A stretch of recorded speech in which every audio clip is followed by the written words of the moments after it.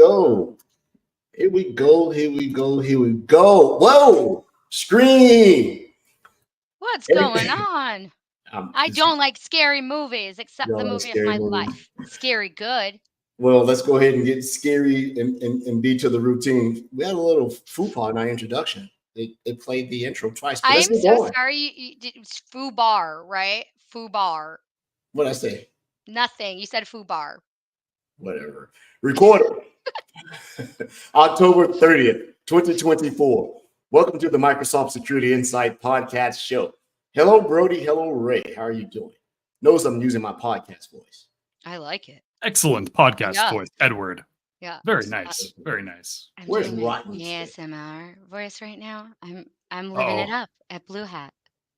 What? What happened? I'm at Blue Hat. I'm at Blue Hat at the mothership, Redmond. It's conference. We know this. Drinking the Kool-Aid. Hey, Super cool. Do they give out blue hats as part of your attendance? typically they have like a beanie. They had one last year. I don't. If anybody asks why I do a lot of conferences, because I don't have like let's go on family trips. I have my beautiful 5-year-old, but she's not yet ready to go adventuring. I would say so. It's just me doing work stuff because that's how I enjoy myself. So, That's how you do you it, know, sir. That here is you go. You get a blue. You know, I don't have a Toque. life, and you're not gonna have one either. Is that what it is? Just messing with you. Just messing with you. So, can you guys still hear me? Yes. Yes. Oh, okay. So, welcome to the Microsoft Halloween edition, recording on our old time of Wednesday at 5 p.m. Eastern Standard Time. However, we are joined by a really good group of guests. We'll get to them shortly. Some of them have already been known if you follow some of our other media outlets. Rod, aka Rodney, is not here. He had other obligations on Wednesday. I think we already knew about it. But anything cool before we get our guests on the show? We started a little bit late, probably later than we generally have. I just lost track of time. My mind is set to Mondays now. I'll go with you, Brody. Anything?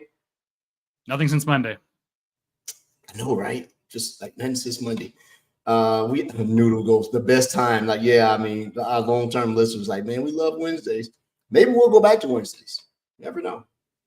FY25, FY25. And like a midday show too, because I think that's more like time zone friendly across multiple.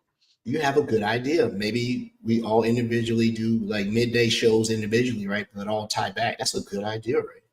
You know, like Ed's edibles. They get you right in the middle of the week. I love this business idea, and I want to see it come to fruition. All right. So, anything for you, Ray? Anything since Monday? Nothing. Well, I got a lot of stuff to put in the show notes. I've been doing a lot of work with Sentinel pricing and some other stuff, understanding the simplified pricing, the pre-purchase option that you have to buy Sentinel SCUs or SCUs, not Copilot for security or security Copilot, but Sentinel consumption units. Don't get me started. We got to figure out who in marketing does not read the other things and understand what we have going on. So let's talk about some of the stuff I've read about this week.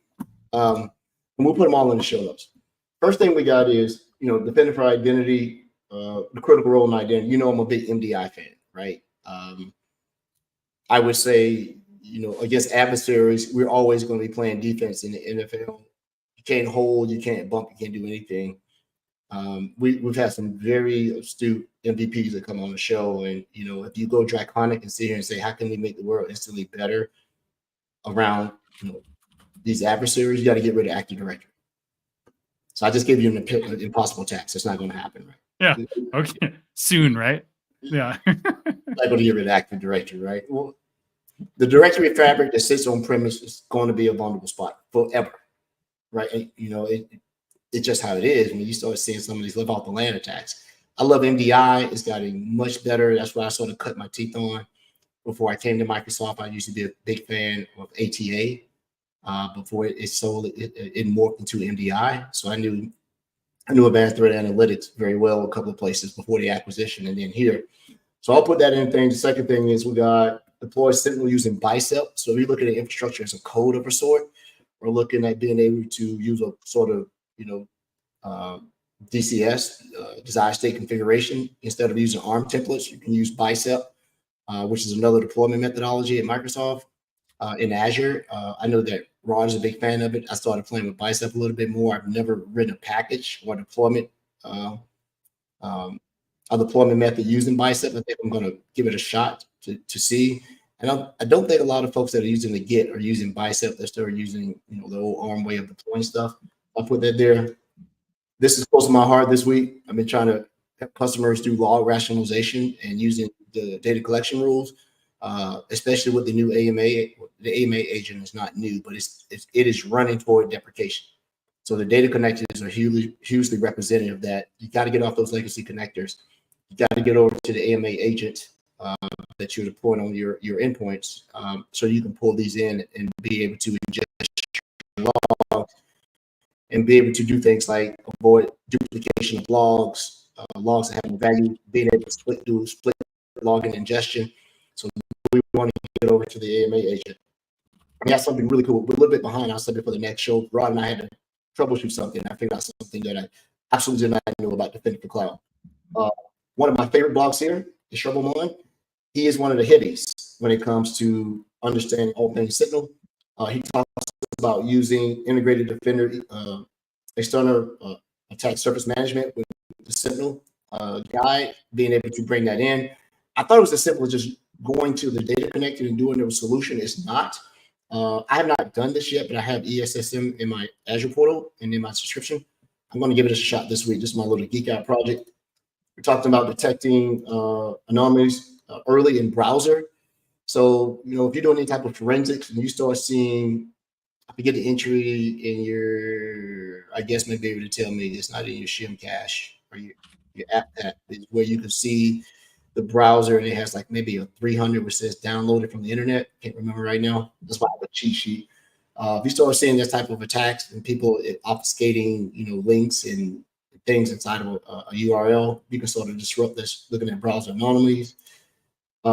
Pricing, it is what it is. I had someone that was super confused about the unified pricing. I put it in here. This is a refresher for everyone to be able to go do that. And Midnight Blizzard's doing their thing again. This came out October 29th. So, we're still in Cybersecurity Awareness Month. We got one more day. So all our listeners, the campaigns don't stop. And now spearphishing, embedding RDP files. If you want about listeners, you're just letting unthreaded RDP run rapid within your environment. You're asking for it. How about we do some PowerShell sessions, right? And do that rather than just using RDP. So PSA on that. And plan costs, once again, helping understand simple pricing. That seems to be something that's consumed me with one of my largest customers this week. So I think it's time for a refresher that everybody looks at that. So we'll get all that in the show notes. That being said, sort of fast, but you can read it later. We like to bring our guests on, so I'm going to get them out of the green room. They're eating up all the snacks, drinking all the good beer and bourbon. So let's add them to the stage here. We're going to have Sam, Thomas, Colton, Ray. Would you like to introduce your esteemed guests? Absolutely.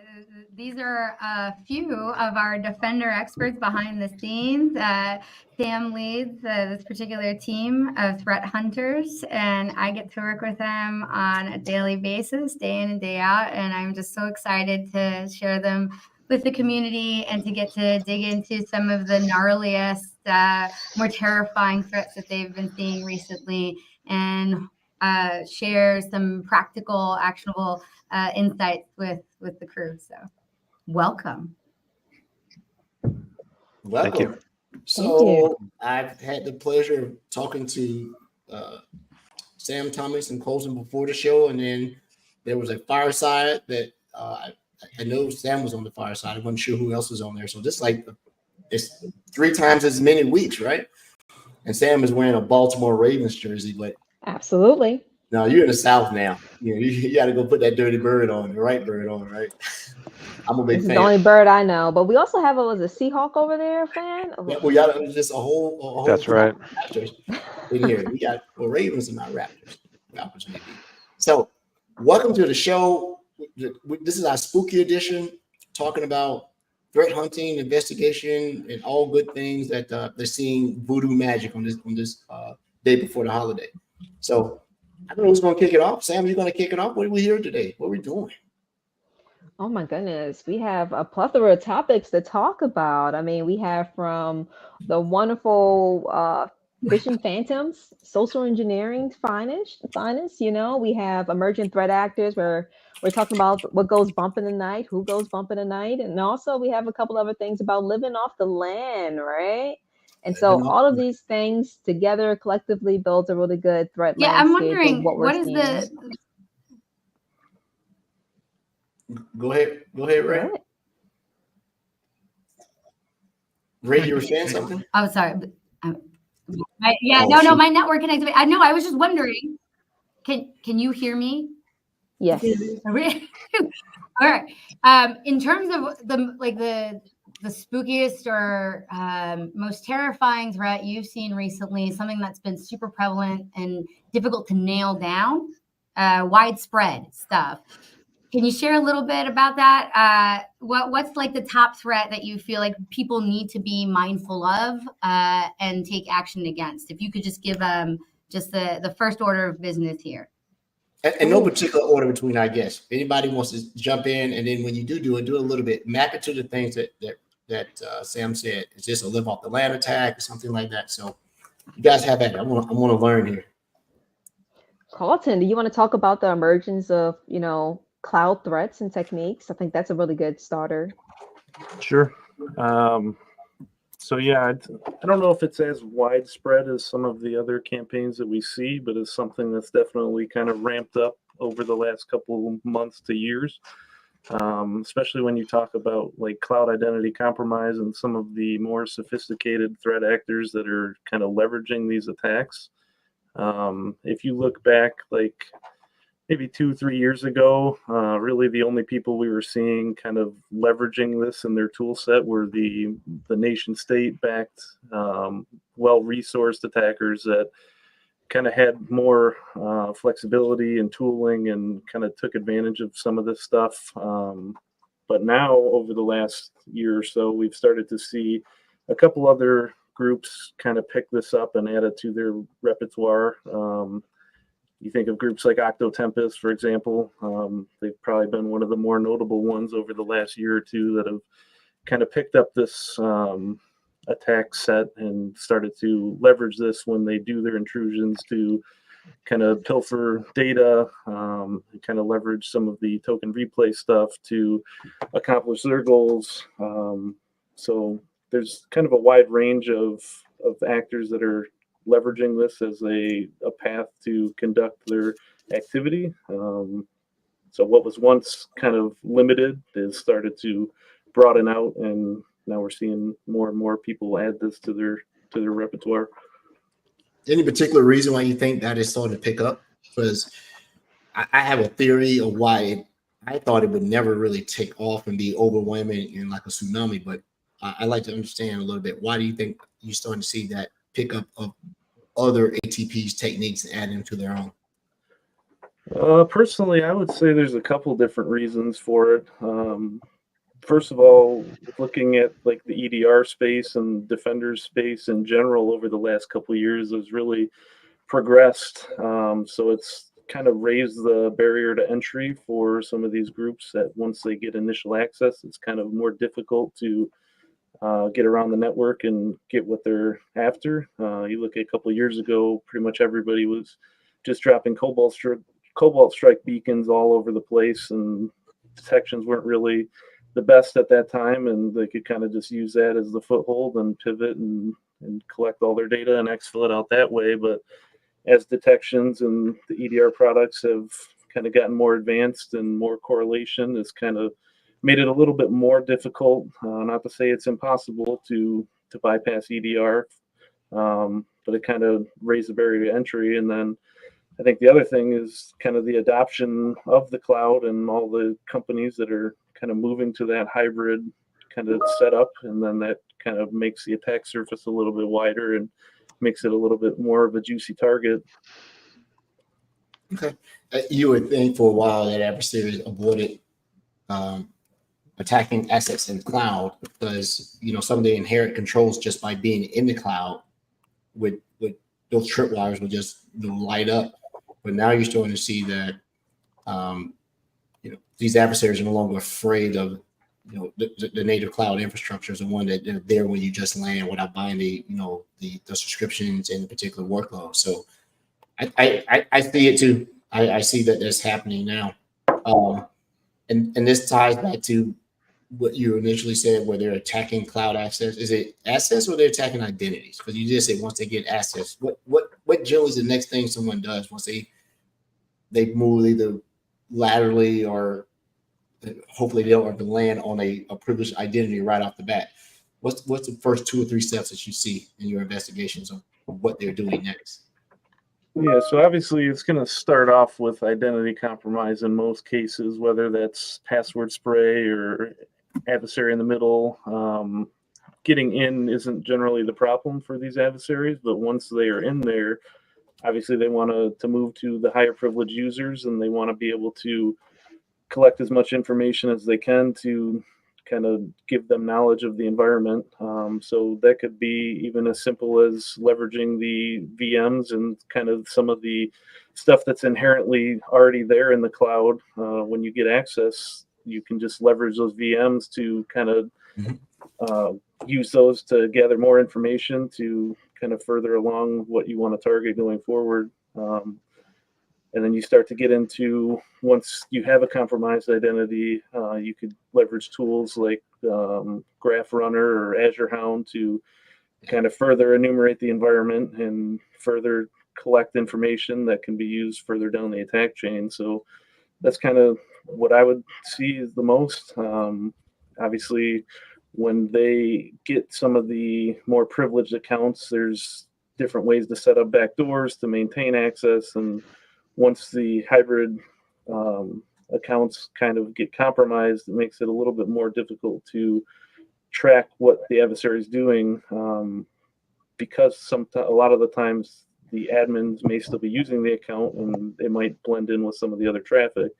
And that kind of brings it to the next point of what's made it more difficult when adversaries get on these accounts. A lot of times in the past, you could kind of rely on threat intel of there's a specific IP address that the attackers like to come from or specific range, but nowadays they're leveraging more of the residential proxy space, which makes it a little bit more difficult to discern whether the activity is actually the adversary or if that's the legitimate owner of the account conducting that activity. So it's definitely interesting to investigate and kind of pull apart who's doing what.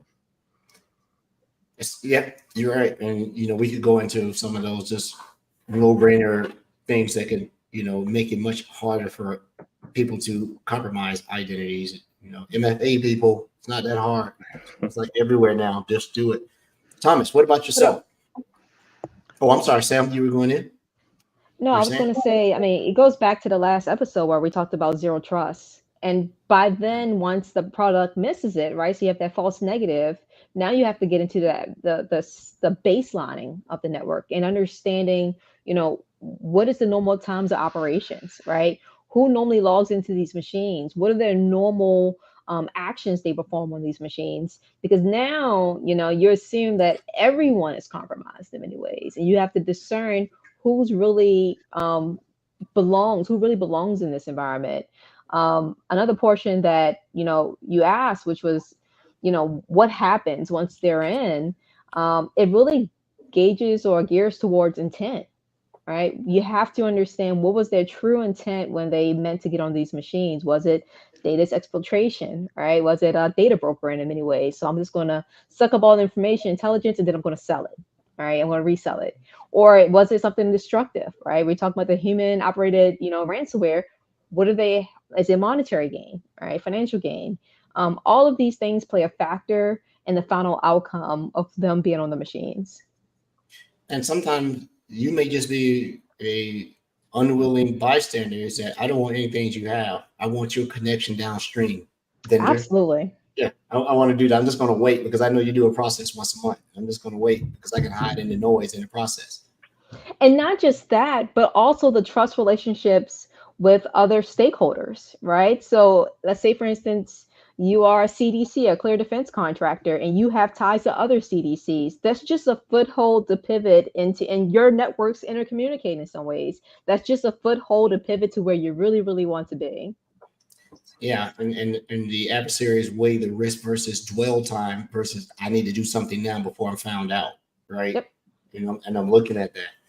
And Thomas, as we talk about this, I know you guys have a uniform skill set. What are you seeing as far as what you do on a day to day? Is you around cloud adversary prevention, or are you part of that living off the land, watching those type of attacks? Yeah, so I want to throw something I noticed out there really quick on the cloud piece, and as far as like the goals that the attackers are going for on that midnight blizzard thing, some of the emails they used were ones that they had harvested in other attacks, and then they used those to email these government organizations and NGOs and things to make it look like they were legitimate, which they were technically. And you mentioned MFA. And one of the things that we have been, seeing a lot of is, people are adopting MFA because, phishing attacks are just crazy all day, every day. Some estimates say it's like 90% of attacks originate with a phishing email or some type of phishing attack. And so we are seeing that, organizations are adapting to MFA. They're implementing it. But it's kind of like, it's like an evolutionary process where, we adapt, we take steps, and then the attacker does the same exact thing. It's like a virus, kind of, or something like that. So they're adapting, and they're doing attacker in the middle, where they're stealing tokens, they're setting up web pages through other phishing attacks and sending you to a landing page. Mm-hmm. One technique they're using,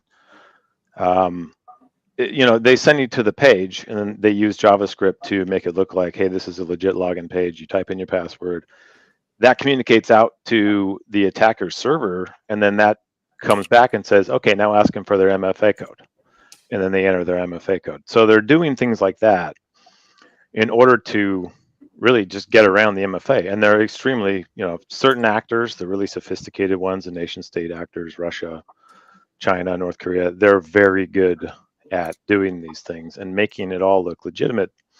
And it can be really hard for people, just average everyday folks that are out there just doing their job to be aware that these things are out there and that they're happening and attackers are doing this. I Right, think not everybody has that the we FIDO2 key, right? It's like it's SMS or it's the authenticator app, and not everybody's using proper phishing resistant MFA methodology because they're just getting on board with MFA in the first place. And now it's like, oh, no, I need to do more. And I need to do the next step. Okay. But I'll raise you one, right? So we're talking about, going around or circumventing MFA, but what if you just adapt to that environment to begin with as an attacker, right? So it's race conditions, right? Where I force MFA to re-authenticate using my number, right? The adversary's number. So now who's going to get the text first? Is it the real person, the real user, or is it the actual actor? That is very interesting, right? Because now you're playing right along with the system. And the favorite part, when we talk about, humans being the bottom of the stack, right, when it comes to security, you get something 3 a.m. Well, everything looks good at 3 a.m. Do you really was it you logging in? Absolutely. Hit Y, go back to sleep and roll over. That happens all the time. And so, these are the most intriguing parts of I don't have to subvert the system. I just become a part of it. That's true. I mean, that's why we over advertise the MFA as the magical fix for it, but I like to think of it as you can get the flu vaccine, but that doesn't mean you're not going to get the flu. You're just making it harder to not get the flu. And so when you had MFA exhaustion attacks, when something happens, you go click, right? Rather than have something that allows you to do a definitive and deliberate step to say, enter the code that you see now, rather, right? And it seems to be very targeted sometimes to people that are, if something comes into either one of us on this podcast, we're going to, whatever, right? But when you talk to someone who's not as knowledgeable, they hear about it all the time. But I think people have gotten numb to it. And I think that the security teams have made it seem as though MFA is a magical fix-all that if something comes across and asks, then it must be legitimate, or I forgot I did something, or maybe it's an inactive login and it's just asking me. So there's no one fix. Education, continuous education, and diligence is what you have to do, because our users are getting it all the time. Thomas said something that it resonated about, looking at these attacks that are coming across. I think you said WMI maybe, or someone said it. I'm like, yeah, living off the land is a thing now, because when you start using consumer event attacks and WMA attacks, and they are native tools inside the stack, it's hard to see. It's hard to see that. Sam, what about yourself? Everybody has these disciplines, but what is that thing that you are most focused on and you're looking at to say, God, we got to do better at this, because now the attackers are going to pivot at this particular weak point? Is there anything you're seeing around that? I mean, if it's not broken, don't fix it. I would sit there and say phishing. Phishing has, evolved in many different ways. I mean, I think we first touched on the Midnight Blizzard piece, but it's also the trust relationships. And that's the theme in this conversation right here, is the fact that instead of you just simply clicking on a link in, an email, now they're reaching out to you in Teams. Now it's QR codes, right? All of these things are mediums or platforms that we build trust on, or LinkedIn. Like, these are things we build trust on, and you automatically have that warm and fuzzy feeling that I can do a deep dive. I can press the button, I can click the link, and I'll be okay. And it's not, and it's, it's one of those things for us. It's like, it's run of the mill. Don't click on it. But for many others, like, there's a sense of safety that's not necessarily safe. Right? It's not necessarily safe. And that's the biggest thing. And so for me, it's one of those things of, how do we as defenders best reach out to our customers to educate them, right? And I think you said it before, it's constant feedback, constant interaction, just to make sure we're socializing it and they understand the impact. Yeah. And it can feel daunting. I use the NFL analogy that if you're playing defense in the NFL, you got to get paid, because everything's stacked against you. When the moment you get out, you're basically playing 10 on 11 when you're out there playing, because even the quarterback, especially if I got to try to contain the Ravens quarterback, that's not going to happen. Absolutely. You're going to get frozen in your step, or it's going to be so much information you have to process that you're not going to be able to do anything.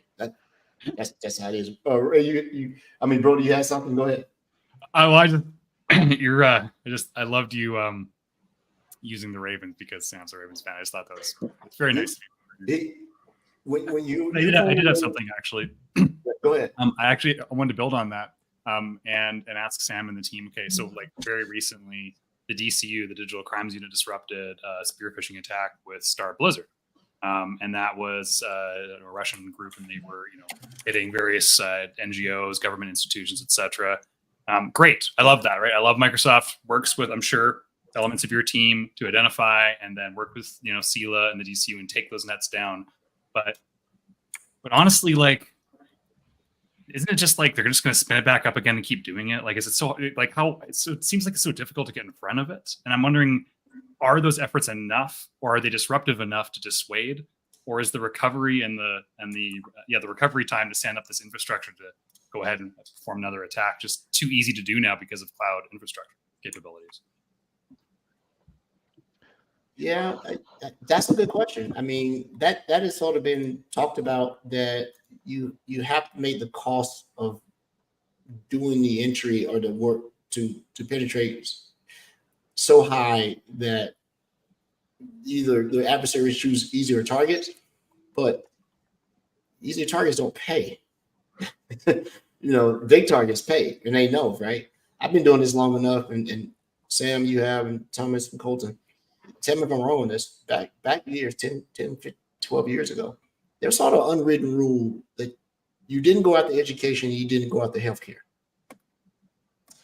Doesn't care anymore, because education, especially these large endowments, have billions, if not hundreds of millions of dollars in endowments. So you got money, and healthcare is considered critical, so you'll pay. So, but I think the landscape has definitely changed. And then now, as you get closer and closer using the AI, there is no emotion. It's like a famous saying in one of my favorite movies: it does not feel pain, They do not feel emotion. They will Terminated. not stop, and they will not quit. Love it to death. So what? Sam, what do you think? What do you think on that, or Thomas or Colton? I'm curious your thoughts. I mean, it's a game of whack-a-mole, an endless game of whack-a-mole. And, you know, I don't want to, I hate to say it, but with all the wars going on, there is motivation to continue. And, you know, unless we solve world peace or something like that, I just, you know, I don't think it'll continue to get harder for them, but I think they will always find a reason to do it. And, you know, we'll always be here to try and stop them. Yeah, no, for them, I get that, and yeah, for them, because like ultimately, isn't it easier to stand up and recover like cloud infrastructure than it ever has been in the past? I mean, so isn't it getting easier potentially for them to recover? Absolutely. I mean, I think phishing as a service, where pretty much you have threat actors that are just selling kits, right? That's one thing that easily you can regroup and keep going, and that to me, it's just low bar. That brings in people for cyber criminals, like the script kiddies, the middle tier people, because now they can just buy it and then run with it, right? I can make a spoof portal login, and if I can do it, that's a low bar. Okay, so we go every like phishing, everything's a phishing. And so, is there anything recently where you're like, darn, that was actually that was sophisticated, that was surprising, that took us, you know, it was impressive, the level and the extent that they were able to have such impact. Oof, that's a tough one. I mean, honestly, it's not the vehicle in which they use to get to the crime scene. It's not that. To me, that is pretty run of the mill. They're using an Impala or a Thunderbird, something low, a Dodge Neon, right? It gets you to your endpoint, right? I think the level of sophistication happens on the mechanism in which they get that access, right? Or that persistence, right? That's where you get into the Midnight Blizzard piece, where it's a PDF masquerading with a raw file that has actually executable inside. Like, that's when you start getting into these layered pieces that you actually have to spend some time and say, well, that's intriguing. Yeah, when you go back and you deconstruct some of the stuff, it as serious as it is, it's actually pretty cool. I had the chance to delve in your world a little bit by taking, and Brody and Ray know this, I undertook that forensics 508 exam, and I realized I knew nothing, you know, and I was like, okay, we're doomed. Yeah, she started to go through this stuff. So we know that we can't stop email. It is a thing that makes the world go. And even if you say, well, you know, Teams, Zoom, Slack, whatever else, it's just another way of mass communication. And I'll ask this question, and I'll start with you, Colt. If you could write into cyber law one thing that corporate entities, because government entities, they have regulation of a sort, right? You can do things. But if you could write in one law that said, as a corporate entity, especially if you're publicly traded, you have to do this thing. Otherwise, all this, we're going to have actual teeth. There's not going to be fire the CISO, lock the CFO up. It'll be huge financial penalties without ability to negotiate. What would be that one thing? I mean, I hate to say it and take the cop-out answer, but I have to go with MFA. I mean, it's at this point, it's such an easy thing to implement, and the benefits are there. Really, there's no excuse in 2024 to have workloads or identities that are able to be compromised without having MFA on them. I mean, the barrier to getting MFA in some form or fashion is generally not that high, and it does prevent. I mean, it's not the best defense in the entire world, but it does raise the bar to what an attacker has to do. If they can just password spray every user out there and still successfully compromise users like that, and kind of to Brody's point, I mean, it's so easy to spin up cloud infrastructure to send out these phishing kits, especially like the QR code stuff. I mean, if they can just mass produce this stuff and just basically cast a wide net at everything, and there's still thousands, if not hundreds of thousands and millions of accounts that aren't protected with MFA, and they can compromise these and use these to move laterally, why would they not do that? I mean, all hanging fruit. Thomas. different type of question. If you had one regulatory framework that by law everyone had to do, in addition to what they had to do by virtue of what they do, whether it was PCI, TSS, HIPAA, whatever else, what framework would you tell someone, hey, in addition to that, this should be the base that you do, and it is required, which you can name anyone, what would you advise people to do? I don't know. I kind of am not personally, I don't personally believe that ultra regulation is really a solution to anything necessarily. And I don't know that it would solve anything, to be honest. But I think, every once in a while I get these things in the mail, these little cards like, oh, there's this class action lawsuit. Your info was released. And it's like, okay, I'll get $2 back, right? I think there should be stiffer penalties for things like that when that happens. So, and I think, if you really want companies to be serious about things, you punish them. And financial punishment is the most severe thing I think that you could do. I don't think throwing people in prison is a good idea, but if you're going to take away their money and hurt their shareholders, I think you're going to get people's attention. I am totally in line with it. There's not enough pain, right? And companies are starting to weigh, well, a little bit of penalty that we'll pay and a little bit of public relationship and credibility that we'll lose. Yeah, we'll still keep trading this until you make it. I agree with you. Overregulation is not the thing. Sufficient punishment, monetary, definitely. Go ahead, Brody. Sam laughed when you said, I don't think we should throw anyone in jail. But maybe there are certain circumstances where that should happen, depending on the severity. Sam, what do you think on that? Like, you're kind of like, like maybe we got to go that far. And we're talking about for the companies, correct? Yeah, I mean, say be more public sector would probably be a circumstance where, if there is a major incident, like maybe someone's got to actually pay the price and not just the financial price. Yeah, and double indemnity, Sam, because private companies can do what they want, but their accountability is to their customers and the trust. But publicly traded companies, shareholders and the customers, are getting it. So I want to hear about throwing in jail. Not that you said that. I am not policy driven. That's not me right there. It's intriguing, right? I mean, we go after the threat actors, right? DOJ goes after the threat actors, and they try to, right? Apprehend them and throw charges on them. But again, it's the next man up. It would always be the next man up. Yeah, when Silk Road was taken down, I was reading a dossier or listening to a biography or something, and someone stepped in who did not want to take over Silk Road, and they did because they realized, hey man, there's money to be made, but we need you to fill this particular billet because of where you are, the anonymity that you have to be able to do these things. So when Thomas was talking about throwing him in jail, he wasn't talking about the companies. I think he was talking about different penalties, especially for stateside actors who either do it dumb if you're doing it from any physical or IP address that's stateside where laws can be enforced. But I think the question was two-pronged.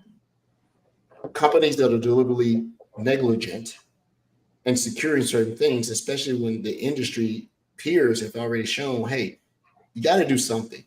And if you see it, we've said it, it's not if, it's just when.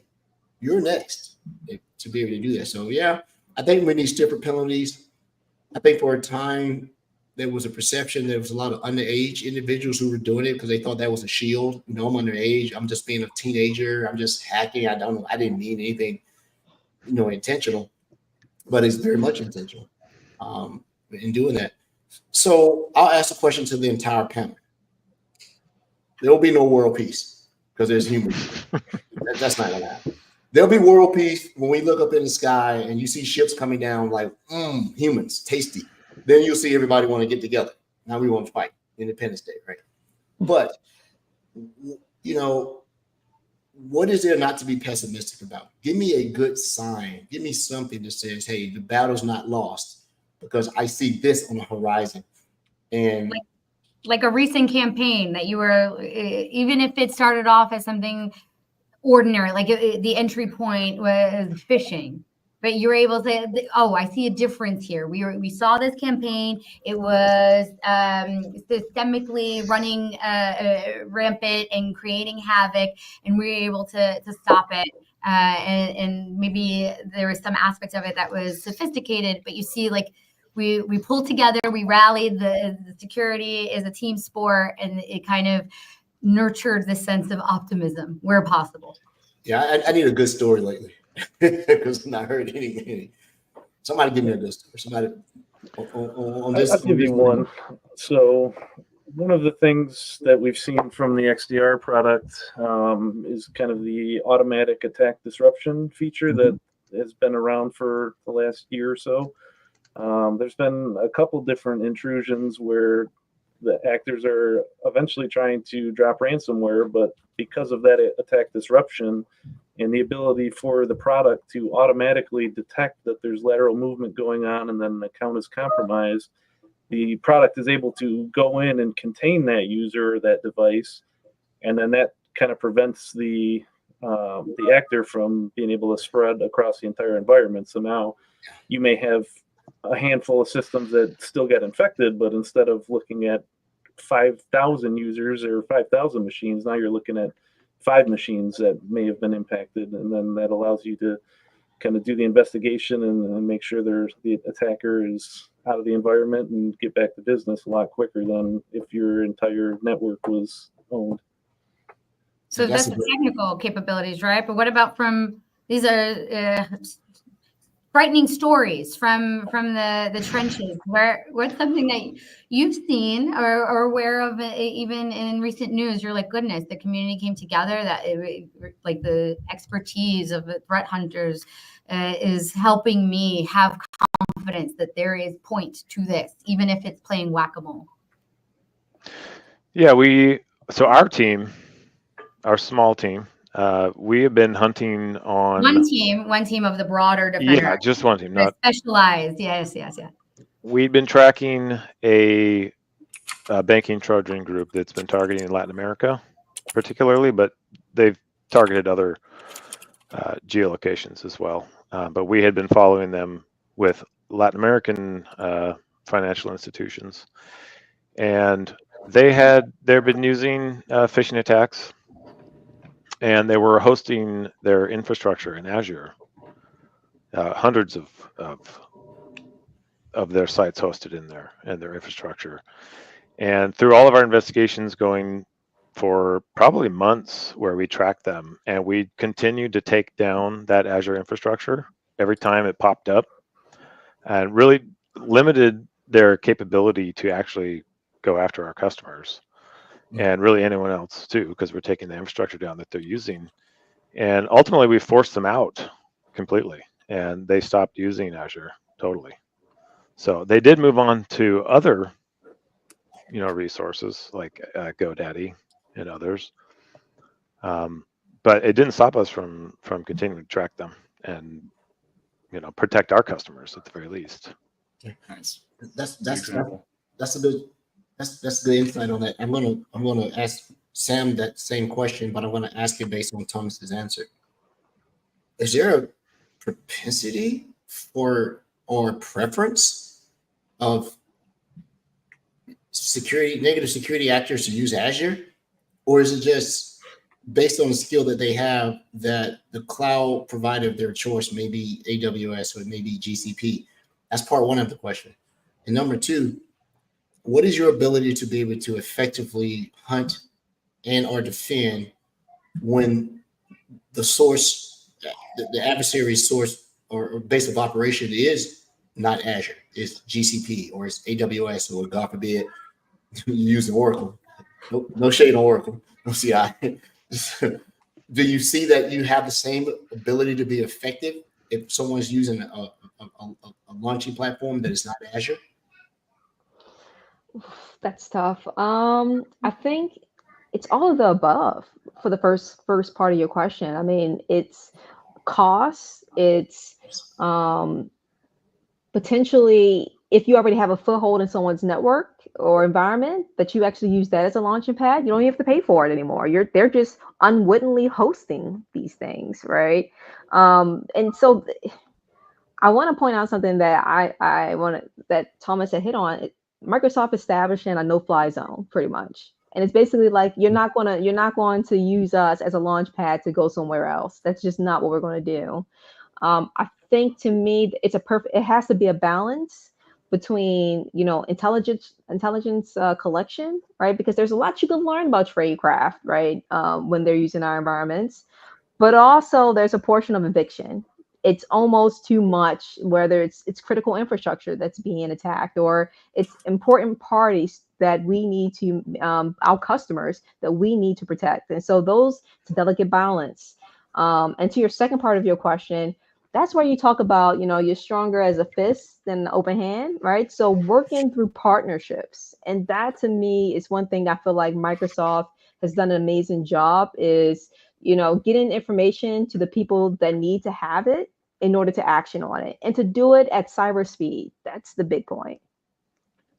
Very There cool. is a delicate balance. When you're doing this hunting, Sam, do you ever come across like tough, like ethical dilemmas when you're trying to track down a threat, like privacy concerns or overreach, and like you have to constantly like kind of cycle back with SELA or anything just to make sure everything's all on the up and up? Like what's that like? I always wondered about that line, that tightrope that you're talking Oh no, Ray's my lawyer. She listen, give us a disclaimer. We hope, like the three of us, the panelists, we hope to stay out of jail, and we leverage SELA, we leverage our compliance rep as much as possible. I think to me it doesn't work. Everything falls apart if we go to jail. So we want to make sure that they are well informed of what we're doing and how we're doing it, and if it's ethical or not.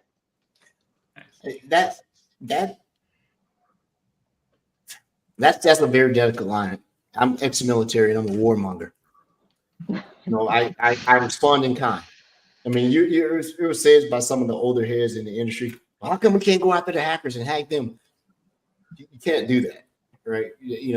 That is an unknown escalation vector that you do not know what the repercussions will be. If you go that route. Well, Microsoft can't do that. Well, Okay. no, Microsoft can't do that, and I'm sure that it is what local laws and what the morals and ethics of the individuals, which you would say they didn't have any, but business is business. You would think that all these hackers sitting in the room with a hood on, they're in shifts, they have benefits, they do all these things, right? They have time off to do these things. But I'll pivot away from just the process and the big brain piece to go back into the technical aspect of, you were talking about the different the different exploit kits that are out there. Mimikatz, Cobalt Strike. It was one more that starts with an S that sort of mimics Cobalt Strike. How much time do each of you get in those tools? How much time do you spend with your hands understanding the weapon that's being used? Do you spend a lot of time inside those and maybe in a sandbox something, understanding and dissecting those tools and being able to pull down the latest version of it so you can see what is morphed in the tool? Even though I know it's highly customizable, especially Mimikatz. I'll start with you, Thomas, in the middle of this time. How much time do you spend familiarizing yourself with the weapon? Not enough. It's been a while. Takes time, right? Eats you up. What about you, Cole? Yeah, I'd say it kind of depends. So a tool like Cobalt Strike, where you have to have a license, it could be costly. It's not maybe as accessible. But when we talk about some of the cloud attack toolkits like Graph Runner or Road Tools, AAD internal, stuff like that, that's freely available and you can just pull it down from GitHub and run it in your lab environment. I mean, that's, in my opinion, the best way to kind of learn how to defend against the tool is to understand how the tool is working. Kind of going back to before I was at Microsoft and kind of how I got more involved into the threat hunting aspect was through doing the OSCP certification and the OSEP certification, which was Okay, Carlton. kind of learning, kind of learning the OffSec side and how attackers and red teams kind of go about their business to achieve their goals, and learning how to configure some of the tools and some of the ways to get around EDRs and Defender and kind of hide in the shadows. And then by learning that, then it makes it a lot easier when you're trying to detect that, because if you have no idea kind of what their toolkit, I mean, going back to your NFL analogy, like if you are on defense and you have the plays that the offense is going to run ahead of time, it's going to be a lot easier to defend against than protect. Patriots. So, yeah. Hey. So, But on that NFL piece, and then we'll go because Sam has something here. You could have the playbook. You still don't know in what order I'm going to call the play. right. Matter of fact, you may have more information than you need, and then I can give you a couple of false plays, right? I don't want to go off top. We need to talk about how we'll have a football show one day. So, Sam, you were about to say something. My apologies. Oh, so now that Colton did his subtle flex, I have my Grim and my GCFA.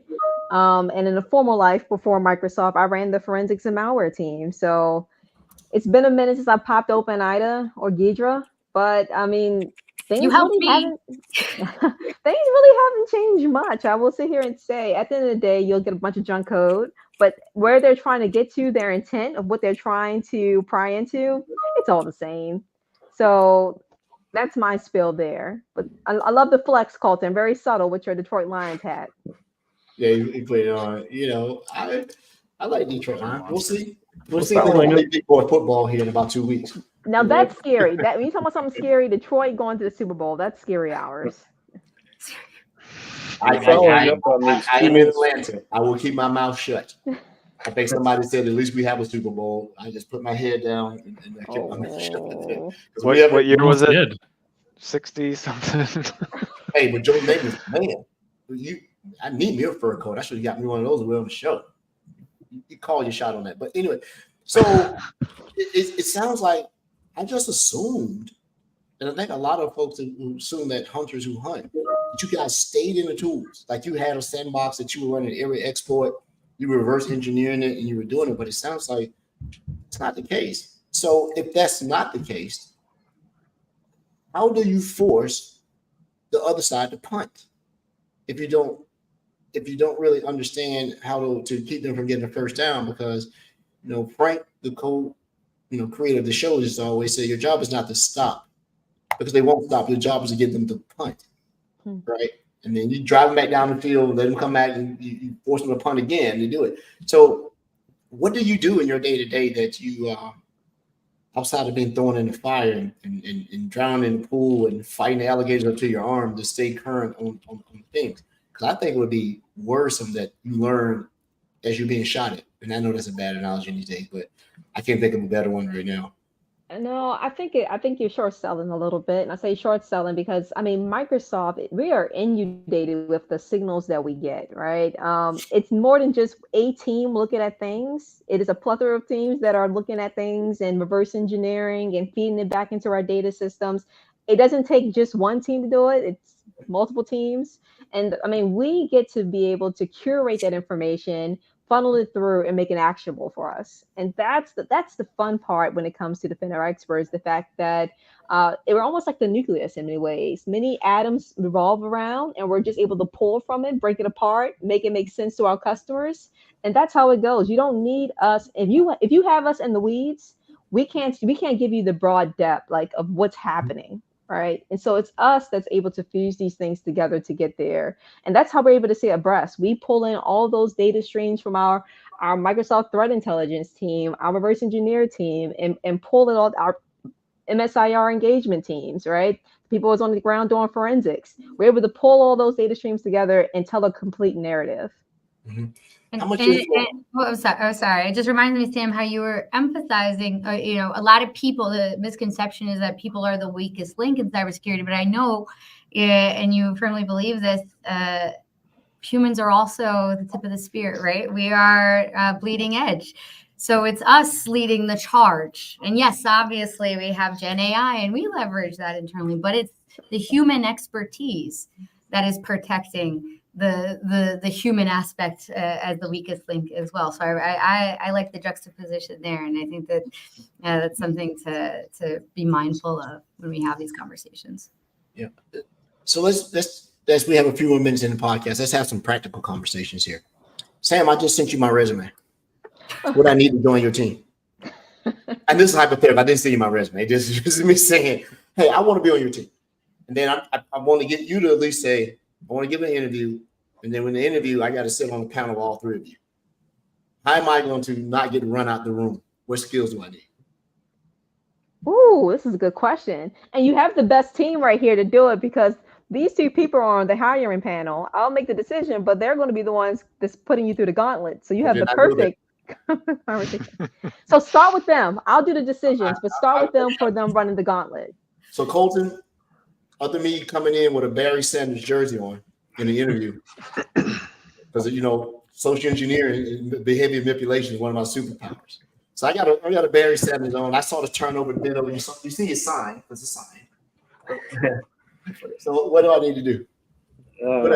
So you show up with a Barry jersey, I'm going to tell Sam to hire you because we need more Lions fans around here. But on a serious note, I think the biggest thing for me is what you know is great, but the stuff that you don't know and how you're going to go about learning that stuff is what I really care about. So if you've never done any work on hybrid identity or any cloud kind of defense, just kind of talking me through, like, how would you learn those skills? Like, what kind of resources would you use? What kind of like conferences or doing CTFs or anything like that? Like, how do you learn new skills and be able to apply them? Because cybersecurity, especially at Microsoft, is such a broad kind of thing. Nobody's going to come in knowing everything. So being able to kind of teach yourself and understand how you learn and how you can apply that is what really gets me.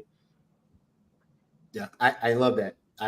When I had to sit on interview panels, I sometimes pivot away and I ask the question, tell me what your lab is like.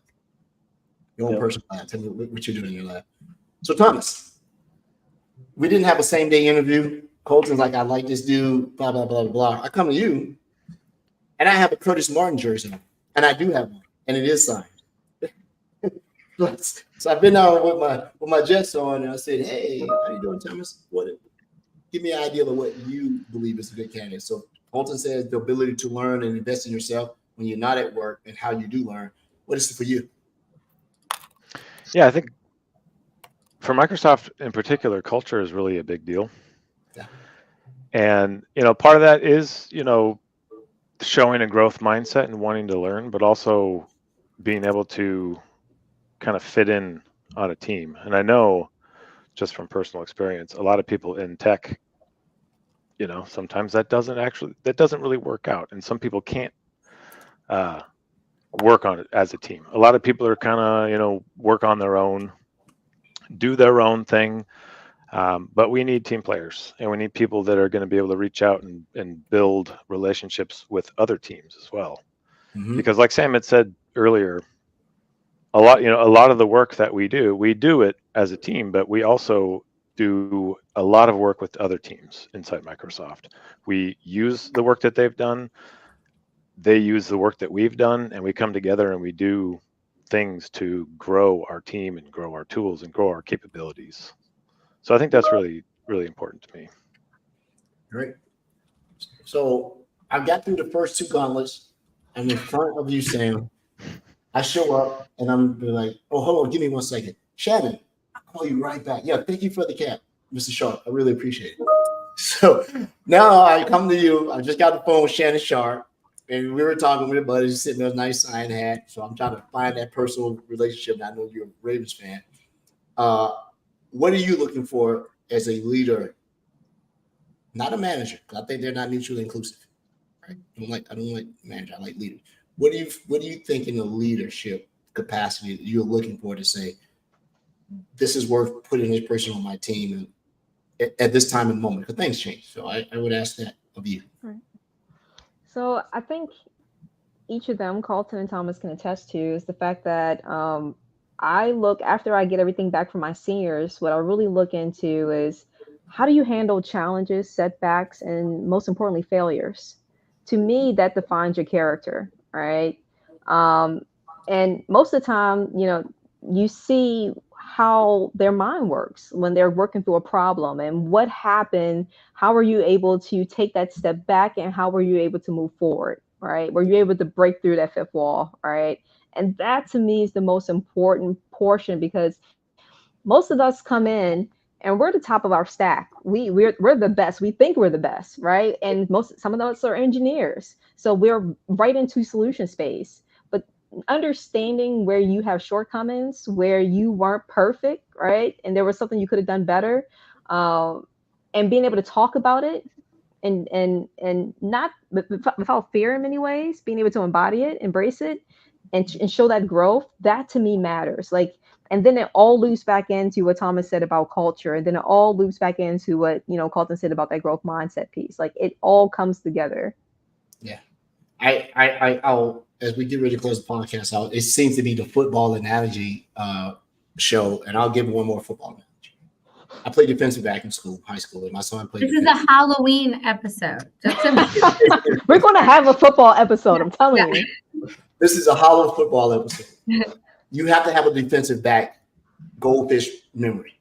If you always think about the time you got burned, you're not good the next play. Right. And I used to have to talk my son off a ledge. I said, but we won. I gave up 4 plays. I know, but we won. Right? The team is bigger than the individual. And that sounds like what you're looking at. How do you respond to the imposter syndrome? Like, God, you've been doing this for years. How did you miss that type stuff, right? It may not be your day, right? And that's why I even seeing as I am, I'll call Brody in a minute. Hey, man, I'm out of my water. When that purview thing, I said, man, I need some help. I do not know what I'm doing. And not having that pride. And I think that's super important as you get singing your thing. And we all contribute to each other. I like the way Ray writes. If something doesn't sound right, I'll go to Ray. Like, am I conveying a message? Because I know what I want to say, but this doesn't sound like what I want to say. And, Rod speaks for himself. He's AI. I don't believe he's real. He's just a machine that's inhabited biological. But this has been super interesting because a lot of folks think that people in your role who are on the offense, I hunt, but I also defend. They think you're not real. They think you're these folks who pushing their glasses up on their nose every 2 minutes, and you sit around here and you don't speak English and you don't do this stuff. You're like, I don't talking ones and zeros. We also have a global team, right? This is a sliver of the broader Defender Experts team, Avengers Council, right? This is big shout out to Chris Briggs, big shout out to Phoebe Rogers, big shout out to Brian Hooper, Hooper, right? Michael Malone. You heard me say his name, I'll be right over the head. We got all the folks here. Renisha, we got folks, right? We roll deep, and I think what's so wonderful about this is to kind of double down on what you said, Edward. This is a human-led service, but aside from that, these are humans who care. This is a very noble mission. They could do anything, go anywhere, and they got the certs, they got the creds, right? And they want to do this on the biggest scale possible to protect organizations worldwide. And that's why when they're burn the midnight oil and we have that follow the sun model, that's why we're able to do it and still be humble, still be capable, and be hungry for more, right? Yeah. So I think that's what sets, and irrespective of, whether a Microsoft or another shop, when you are a threat hunter, you have to love what you do, I think, to be effective and to still learn and to still do it, because it's tough. It is tough. And on that note, I'm not worried about AI taking my job or yours, because AI is not better than me. You're just faster. That's all. Okay. Today, right? And you're just faster. You're not better than me because I can fool AI. Oh yeah, I can make it sound like I'm a duck, but I'm actually a hawk. And then when you say it, it's too late. Well, I'd like to thank each and every one of you for taking time out to come on our show. It has been hugely informative to put a face and a personality and a name to what we sort of perceive as don't look behind the veil. There's nothing to see there, right? We always say we got these threat hunters. We always say we got all these signals. We got all these things that seem to be abstract. When people can come to the show and say, well, there are people that actually can talk about this, that resonates. I think the other big thing is you're going to find a huge wave of when people understand that you have to have more than just a purple team. You may have to have an incumbent red team sometimes. And not necessarily that might be a partner. It had to be something that you'll see a hiring wave where people are looking for these skills. Because the minute I put the forensics 508 on my dossier, you get the call. You get all the calls, right? You're like, oh yeah, it's crazy, right? We ended on a preference thing. One Microsoft cert that you think you should grab, Colton. But I think they just released a new one. We talked about it on the show, right? You got to get a cert anytime soon? I don't have any on the agenda, but personally, the Microsoft, the XDR Defender Ninja training, I think those are great resources to kind of familiarize yourself with all the different products and kind of get involved in that community. Yep. Big shout out, Heike. Thomas? Probably a cloud security cert, but if I had to pick, I'm, not saying anything about Microsoft certs, but I'd love a SAMS one. They basically cost so much. That course is so I know they do. I know. Oh my goodness. And then you try to write a paper, they threw my shit. Oops, I said that. They threw my stuff back like, dude, you gotta do better. This paper's not sufficient, right? Sam, you? Oh, I have to agree with Thomas. I have a plethora of SANS, active SANS certs. I love it because they have the theory mixed with the practical, especially when it comes to the GRIM. That was really nasty. I liked it. And Net Wars. Yes, hard, very hard. Brody and I used to have an ongoing competition that we had to get certain certifications. I think we blazed through the SC1, 2, 3, 4, AZ, MS, all of those. I think they resonate, not so much expertise, but a commitment to invest time and to have exposure to the technology. You're not going to be an expert. No. Expert, whatever. So thank you so much for coming on to our Hunters Halloween episode. You always welcome to come back on the show. We may tap you to be a guest host so we can take vacation and let you guys run the show. That's a real thing. I think Brian is going to come on and host a few shows in November because some of us are going to be out for a while. Yeah, he said, hey, I'm going to come on and host. Hooper? So, absolutely. Brian. Brian Hooper. Yeah. I just ran into him and he was like, last year I was told I could be a guest host. And I was like, I didn't exactly. Okay. I said, because what you asked for, I told him, I said, you're going to have more than just one episode. We're going to put you on the rotation. You'll have to run it. So he'll definitely be on here running the show for a while. To everyone, we'll be back at our regular recorded time Monday, which is November. Oh, will we? It's election day. Do we have an election day episode? I don't know. Monday. I vote for Eric B for 4th? president. You gotta know the culture. Eric B for president. Some of you guys may get it. All right, I understand. Rakim in the game. Yeah. Don't set the technique. It's fine. It's good. It's a song. It's very good. So thanks everyone.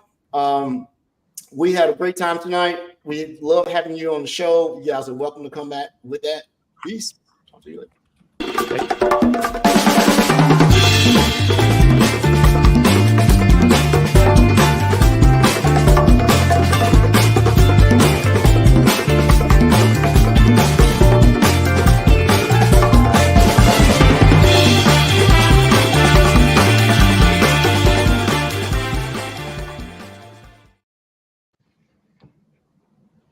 Hello, did Brody disappear? What happened? Listen, if it's not Ray disappearing, it's Brody disappearing now. Okay. Yeah, it's okay.